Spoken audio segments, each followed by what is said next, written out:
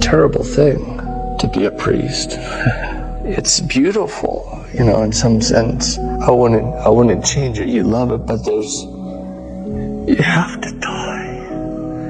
It's terrible. It's terrible. It's not a career. It's something you just bear, in a good way with Christ, because you're entering into that in some small way, because the priesthood is Christ.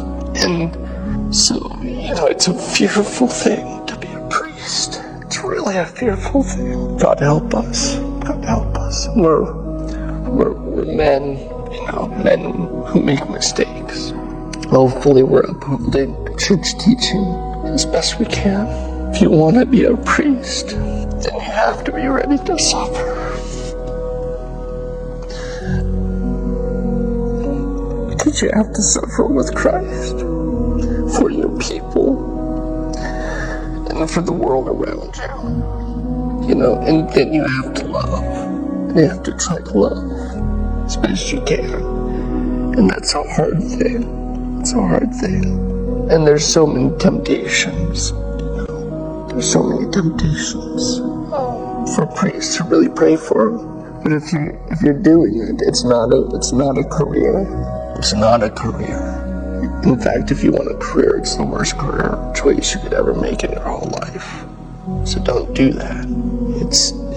It has to be life. And sometimes all you have is Christ. And you're stripped down to almost nothing. And left with only Christ. And you have to be ready for that. You have to be ready for that. You have to be ready to be rejected. You have to be ready to be persecuted. You have to be ready to love when people don't love you. You have to be ready to forgive when forgiveness is not given to you. You have to be ready to be slandered. You have to be ready to be spoken ill of. You have to be ready to be mocked. You have to be ready. All Christians do, but in some sense, in a more potent way, the priest has to.